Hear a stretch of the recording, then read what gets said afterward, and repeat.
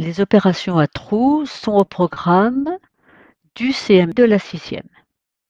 Il faut donc que les élèves puissent créer ces gabarits d'opérations pour pouvoir ensuite remplir les trous vides. Alors, commençons donc par les additions à trous. Addition, poser une addition à trous. L'outil vous permet d'additionner 4 nombres et donc de donner son résultat. Dans l'outil, pour indiquer qu'une case est vide, on va mettre une étoile. Donc ici, je vais écrire 58 étoiles pour le premier nombre, 6 étoiles, 5 pour le deuxième nombre et 1 étoile, 14 pour le résultat.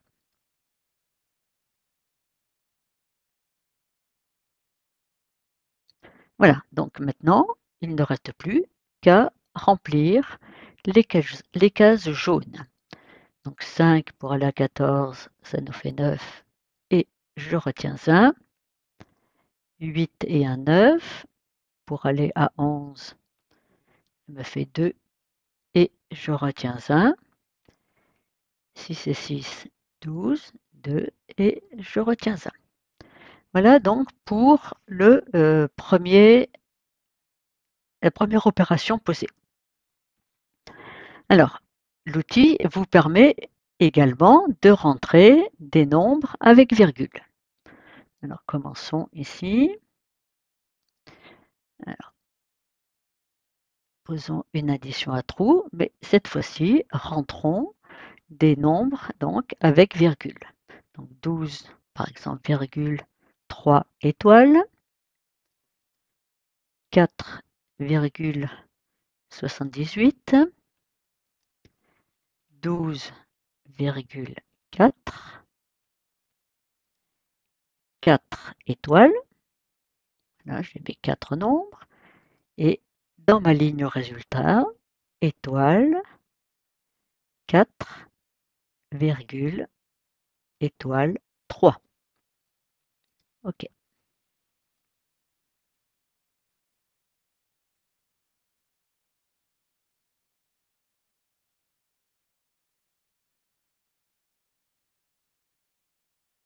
Voilà. Donc, il ne reste plus qu'à remplir le tableau. Donc là, 8 pour aller à 13, je vais avoir 5 avec une retenue de 1. 7 et 3, 10. 4 et 1, 5. Ici, cela me donne 15. Et je retiens 1. 4, 5, 6, 7 et 2, 9. Pour aller à 14, ça me fait 5 et je retiens 1. 4, 5, 6, 7. Voilà donc mon opération terminée.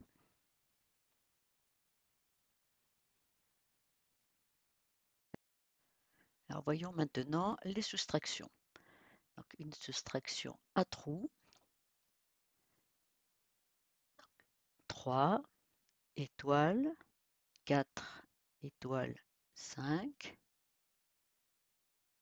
17 étoiles, 1 étoile, et enfin 15 348. Là, OK. Donc l'opération se pose. Voilà, l'opération est posée. Je calcule. Donc ici, pour obtenir un 8 ici, j'ai obligatoirement un 7 et que j'ai soustrait de 15. Et donc ici, j'ai une retenue qui a été posée pour pouvoir faire 7 ôté de 15 pour obtenir 8 ici. Donc 2 ici et j'obtiens 4. C'est donc que j'ai soustrait ces 2 du chiffre 6.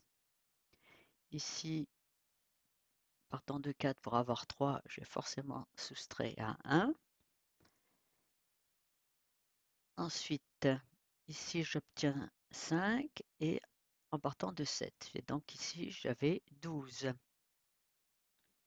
12 et avec une retenue ici de 1.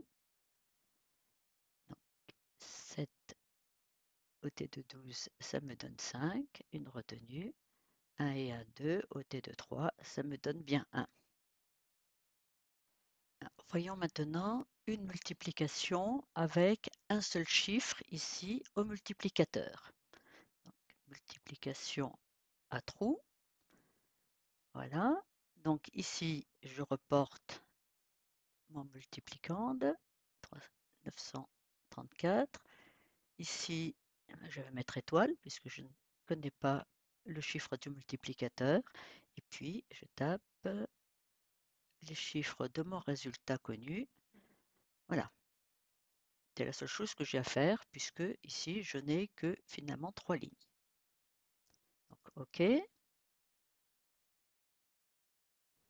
Alors, l'opération étant posée, il s'agit de calculer. Alors là, c'est un petit peu compliqué puisqu'en fait, ici, je ne connais pas ce chiffre ici. Je vais regarder ici les deux derniers chiffres qui me font 65. C'est le résultat, en fait, de 9 multiplié par quelque chose, avec éventuellement une retenue provenant de 3 fois quelque chose. Alors, le seul chiffre possible, c'est, je sais que 9 fois 7, ça me donne 63. Donc, le seul chiffre possible ici, c'est un 7. Et donc, je vais faire 7 fois 4, 28. 8 et je retiens 2. 7 fois 3, 21 et 2, ça me donne 23 et je retiens 2. Et puis 7 fois 9, 63 et 2, ça me donne bien mes 65. Alors, nous allons voir maintenant le cas où dans mon multiplicateur, ici, j'ai 2 chiffres. Hein, c'est le maximum autorisé pour l'outil multiplication à trous. Donc voilà, je rentre mon multiplicand, donc 3 étoile étoile, mon multiplicateur, 4, 3, et pour rentrer les valeurs intermédiaires, ici, je clique sur plus pour faire apparaître 2 lignes supplémentaires. Donc étoile 63, et ici, étoile étoile 84, et enfin 5 cases, 3, 4, 5 pour mon résultat. Voilà, donc l'opération est posée, je remplis les trous.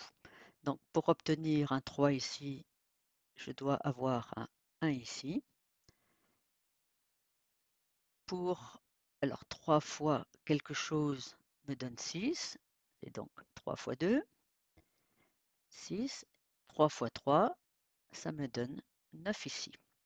Alors 4 fois 1, 4, 4 fois 2, 8, et 4 fois 3, 12. Voilà, et je termine ici donc en faisant les additions. 6 et 4, 10, 0, et je retiens 1.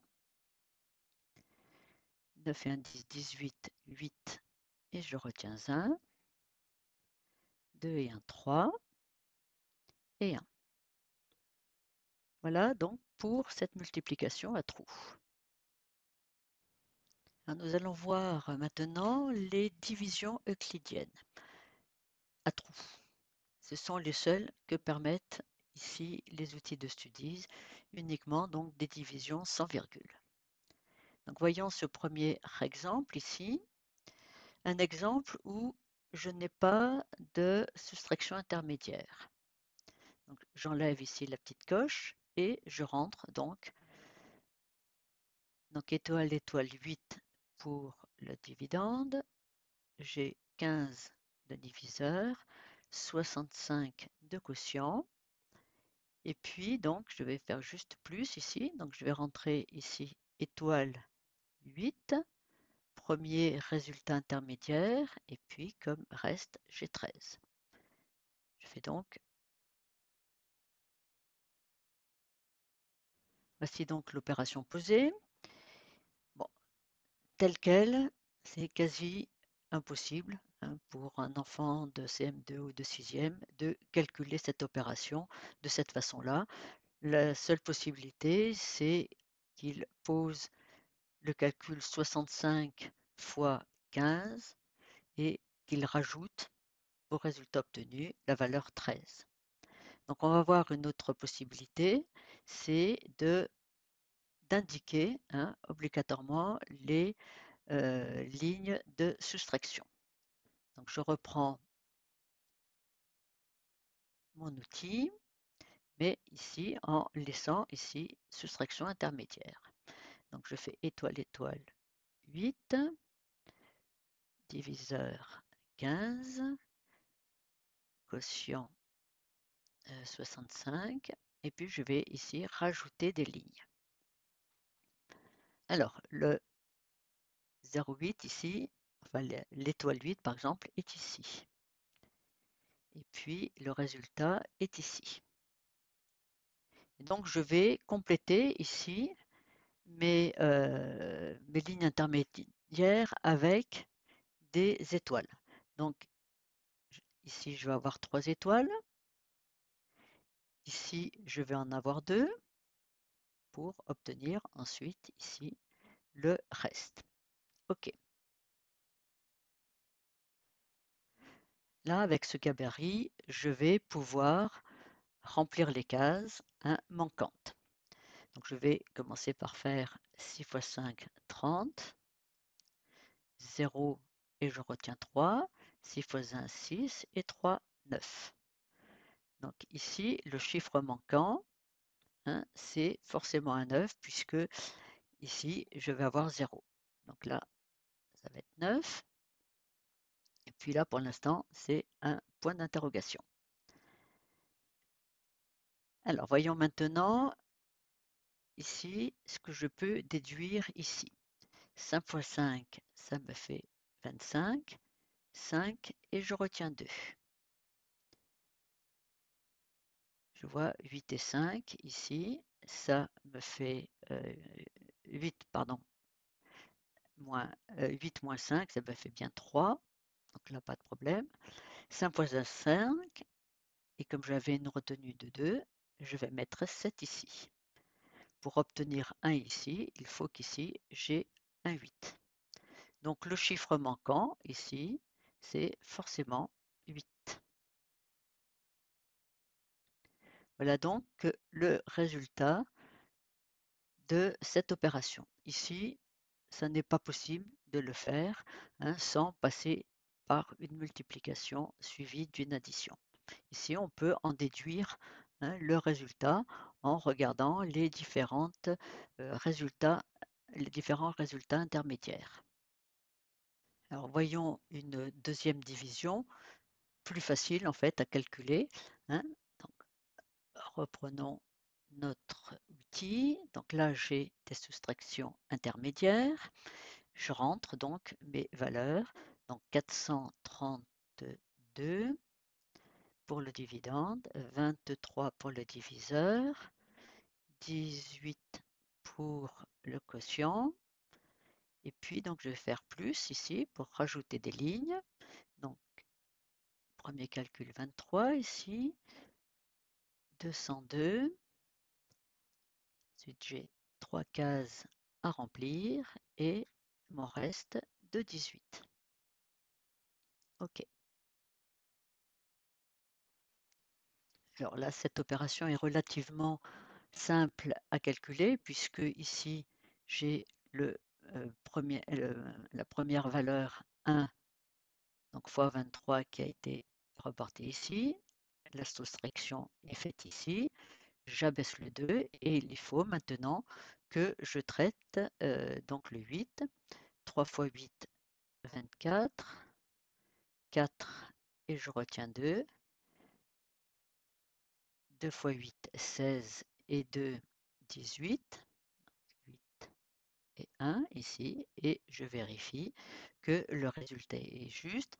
4 ôté de 12, ça me donne 8 et je retiens 1. 8 et 1, 9 ôté de 10, c'est 1 et je retiens 1. 1 et 1, ça fait 2. Ôter de 2, ça me fait bien 0. Voilà donc pour cette division à trous.